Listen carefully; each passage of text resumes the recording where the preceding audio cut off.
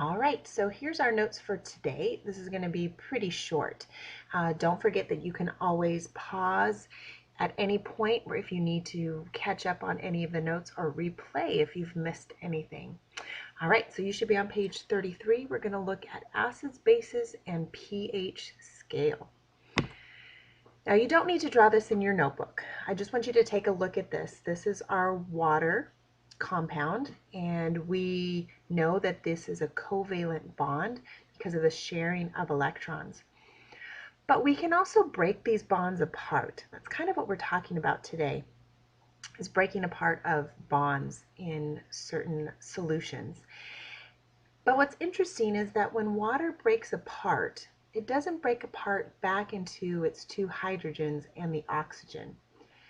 This is in fact called water dissociation, and you can write that down and write this equation down. When water breaks apart or disassociates, that's what it means, we actually get some ions. We get a hydrogen ion and we get a hydroxide ion. And it looks something like this. Remember, the giving of an electron and the taking of an electron is what causes those ions to be formed. Now, I really don't care if you draw this picture out. Just make sure you have that equation written down in your notes. The reason why I want you to see this is that when we look at other molecules, they can also dissociate or break apart. And if we look at that solution as it breaks apart, if there are more hydrogen ions, this is called an acidic solution, or you may have heard it called an acid. If there are more hydroxide ions, then it's called an alkaline solution, or what you may have heard called a base.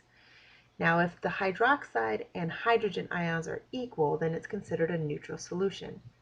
So whenever we look at if a solution is an acid or a base, we're looking to see if there are more hydrogen ions or more hydroxide ions. That's really all it is. Now, how do we measure the acidity of a solution or the alkalinity of a solution? We use something that's called the pH scale, and I'm really hoping that this isn't the first time you're hearing this.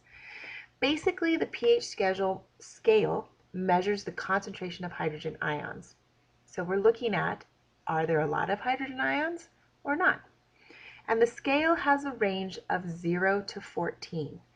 So let's draw this out into your notebook. I want you to draw this scale from 0 to 14 and go ahead and label it as I have on the screen, with the acids on the left-hand side, which shows that that's where the more hydrogen ions are, and the bases are on the left-hand side, right-hand side. I'm so confused. Okay, so let's draw the pH scale into your notebook, and I want you to draw it exactly as I have it shown to you here on the screen. Go ahead and number it 0 to 14, and as you label along the top, just pay attention to the fact that as the number gets smaller, that's the side with the acids. That means they have more hydrogen ions. As you go to the right-hand side of the scale, or as the numbers get larger, that means there's actually more hydroxide ions, or it becomes more of a base solution.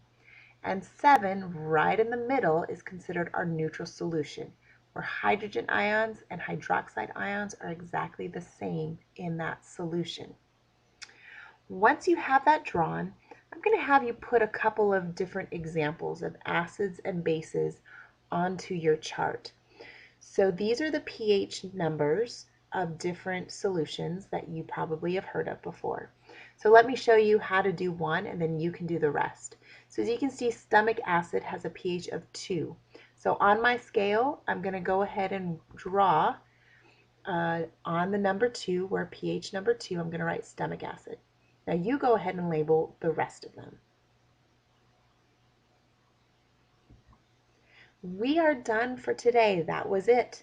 We're going to be doing a lab as you come into class, doing more about pH. You're going to have a little problem that you're going to have to solve for me, and you're going to have to understand this basic concept of pH and be able to understand the difference between an acid and a base.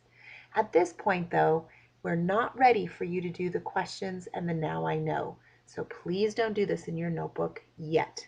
All I'm looking for is those few notes that you just finished taking.